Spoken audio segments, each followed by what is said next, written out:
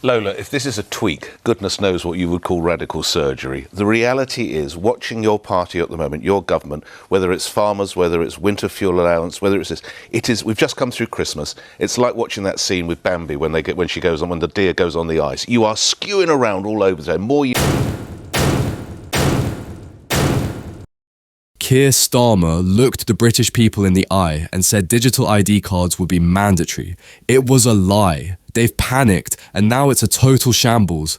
In this video, you are going to see Nick Ferrari roast a Labour MP for 8 minutes straight. He calls them Bambi on ice.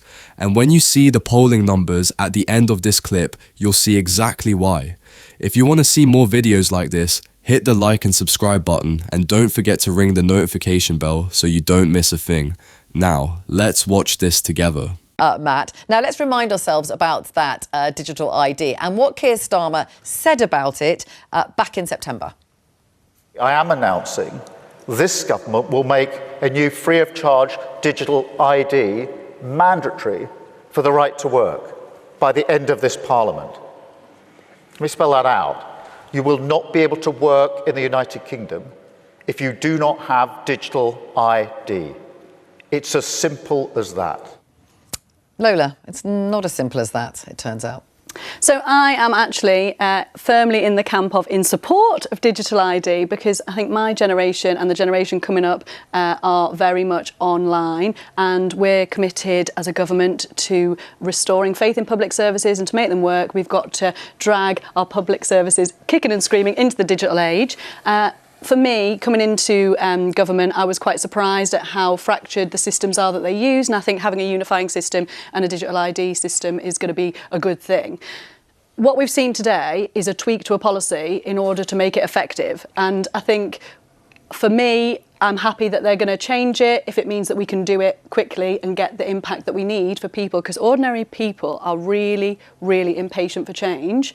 And we were elected, as you know, with a huge mandate on the promise of change. Digital ID and the digitisation of our public services and how we access them will actually have a positive impact. So you're not frustrated at all by this announcement? I just want them to get on with implementing it. So I think, honestly, there are certain digital systems that are working really well that we've already invested in, like the HMRC app, where it's much easier if you know how to use a phone, and you're online already. It's much easier to access the system with the digital integration. I think one of the things that I've been surprised at is how the different departmental systems that are being used every day don't talk to each other, and that is going to cost a lot of money. So I think it's right that we just get going and get started with it. But it won't be compulsory. That is the change. The change is that it won't be compulsory for the right to work checks, yeah. And you don't mind that?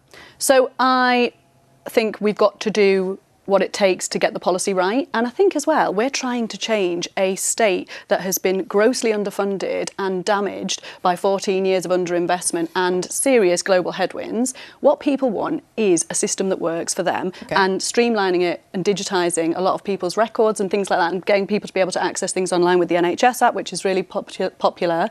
Those things are going to be really good. So Steve, it's a tweak. Lola, if this is a tweak, goodness knows what you would call radical surgery. The reality is, watching your party at the moment, your government, whether it's farmers, whether it's winter fuel allowance, whether it's this, we've just come through Christmas. It's like watching that scene with Bambi when the deer goes on the ice. You are skewing around all over there, more U-turns than Bambi on the ice. And that's what my listeners are saying to me. And that is the reality. Why do you expect, or how do you expect the viewers to this show, to Politics Live, the listeners to my radio, to believe a single word that comes out of any of your colleagues' mouth when, the minute it gets tough, they complete reverse in it? I put it to you that this crowd, your former party, were completely done. The country was absolutely fed up with the Conservatives, and they rightly booted them out. The trouble is, you guys didn't know what you wanted. You wanted power, but you didn't have any actual policies or principles, and that's why you are U-turning at the rate of, I don't know, I haven't counted them, 13 already. So I would obviously push back on that quite strongly. I think it's actually about being honest and open about changing policies as we see them go through. So we are doing huge legislation. The legislation that is going through Parliament at the moment is absolutely massive. So we've had renters' rights, we've had employment rights, we've had the infrastructure and planning bill. These are huge transformative processes, and the laws that are coming in, there are going to be little bits of them that need tweaking to make them more impactful and make them work for every community in the country. Your senior colleague, the Chancellor, didn't even do the research of the impact into the hospitality, into the beer trade and the pub. She didn't even do the research until after the row. You can't govern like this. So I think it's important that we are honest with the public about when we're changing policies and when we realise that something is going to have a negative impact. So obviously we are moving at pace and we're doing a huge legislative agenda because people are impatient for change, and we've got to get everything in place in order to make people feel better off. Do you honestly think, There's so much... I don't want to talk too much on because we don't want to hear from Steve. Do you honestly think the public want these ID cards? Honestly?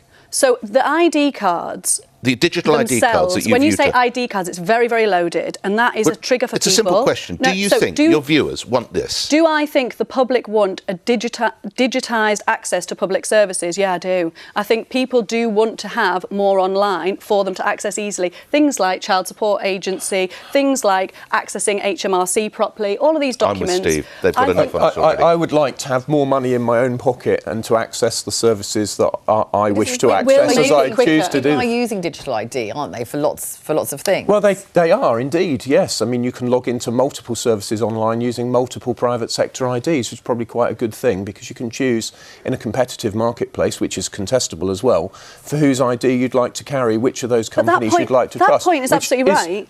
Which is not to say that those companies are angels. They're obviously not. They've made loads of mistakes, notably X this week.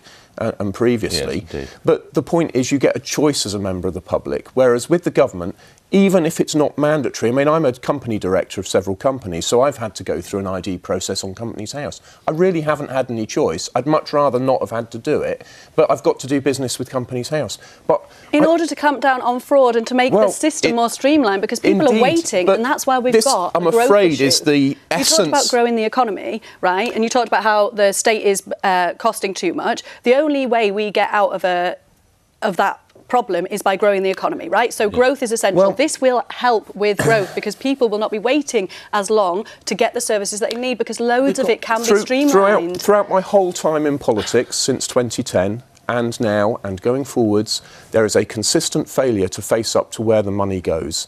It goes on pensions. Well, yeah, with your government, you gave it away. I'm trying really hard not to interrupt you when you're talking. It goes on pensions, it goes on healthcare, it goes social care, for example, on Keir Starmer councils. just leaving Prime Minister's questions with his folder with some answers, I presume, in it. Until we get serious about cutting those things to make the state affordable, we're wasting our time. And I'm afraid digital ID won't touch the sides of the unaffordability of state and public sector pensions, for example. Lola, if it's so popular, why have they rowed back on the compulsory aspect? So I'm not trying to pretend that the current iteration, as we saw it a week ago, was popular because every polling shows that it wasn't. So you do agree with that? Well, it wasn't popular because the polling... Well, actually, can I just show you something here? So have a look at this headline in The Guardian, which says that Keir Starmer's got a reverse Midas Touch. Starmer plan prompts collapse in support for digital ID. It actually was popular before Keir Starmer announced it, and then it ended up falling in popularity. Finally, I'm grateful to him for something. Once he announced it. I mean, that's the problem, isn't it? Are you worried about that? That actually it seems that once he takes on something and a policy, actually the public turn against it. If only he could have coached the Australians in the cricket, then we So the Australians have got digital ID, and it's not a big deal. So I honestly think changing it from the compulsory, the mandatory element, that has sent people to be anxious. And I think we have to be honest about digital literacy. Lots of people are online, but actually if you say to people you can't work unless you've got something, that has landed badly. Why did it drop? So, net support for digital ID cards fell from 35% in the early summer to minus 14% the weekend after Keir Starmer's announcement. So I think it's interesting because I met a friend of mine when it was announced, and he said he's been for a big family dinner and he's got a cousin who's very, very, very hard left, and then an uncle who's very, very on the right side of things. And they both didn't like it for very different reasons, neither of which would happen under this government's policy. So it was really interesting to see how it had managed to land. It did land badly. I do think, though, that the essence of the policy, and when it comes in, it will be a success because people will want to access their services in the same way that the private sector deliver really good services online. But to your point there, because I'm talking about it landing badly, and the former Labour Home Secretary David Blunkett, he said that the announcement was not followed up by a narrative positive or supportive statements or any kind of strategic plan which involved other ministers and those who are committed to actually making the case. There is a problem, isn't there, don't you think? Which is why all these U-turns maybe are happening. There doesn't seem to have been thought through. I think there's a lot of different things that this government are trying to do, and we are very conscious that we are doing a lot in terms of legislation, and also there is a massive, there's huge global news. So I think, are you trying to do too much? I would say, even today, I'm sure on this programme we'll touch on some of the other amazing government announcements, we have to act at pace, right? And we are determined to do that. There is an argument to be said that we could be clearer on one policy and one policy per day that's fantastic and transformational for growth. Steve. There's a fundamental structural issue in what you just said. The civil service is bound not to do politics. They're an impartial civil service. That I know that civil servants breathed a huge sigh of relief when the government came in with a big majority, because it meant they wouldn't have to do so much parliamentary handling. And this is why that follow-up was missing, because it's politicians' problem to get the votes through in the House of Commons. And this is what's breaking down. Because social media and email has so accelerated public pressure on politicians, it's so easy to tell your MP you don't like something now. MPs get nervy and then they panic. And that's why we had Matt's point. It's the same old, that it's either dignity or loyalty. Most MPs, most of the time, just want to support the government on the policy, because they didn't get into politics for this. Now, Lola's quite clear she supports digital ID. Maybe that's one of your big issues, but most MPs have got 2 or 3 big issues, and on the rest, they're just going to support their party. So they absolutely do not want the inconvenience and humiliation of supporting a policy and then having it reversed. But that is what will happen if the party machines, all of them, don't manage their colleagues through the pressure of social media. So I think the point about getting feedback instantly and the inboxes sending massive levels of anxiety for MPs, I think that is a point. News is really, really quick and the feedback is really quick. But I do think there are ways for this government and my colleagues to lean into the things that we're doing that is really incredible, that are going to transform people's lives. And not everything you do immediately when you announce it is going to land in the way that you would anticipate it or that you would want it. But I think politics, and I think there is something about the fact that you can the online world is really galvanised to the negative news. And actually, when you speak to ordinary people on the doorstep in Darlington, a lot of the things that they say are the things that I knew to be true, like the Renters' Rights Bill is going to transform people's lives, the Employment Rights Bill is going to transform so many working people's lives, and actually... There will surely, Lola, there will come a time when some of your senior colleagues, Alex Norris, your Border Security Minister, told me 24 hours ago how crucial these digital ID was. If Sir Keir keeps asking his colleagues to march up the hill and defend a policy which 24 hours, a week later, it just makes them look stupid. It will damage loyalty versus dignity. They don't look dignified. They will question their loyalty. And why am I defending a policy that I know is nuts? And they'll wait before they defend policies. I saw that with my lot. They will wait before they defend the policy to see whether or not the government means it.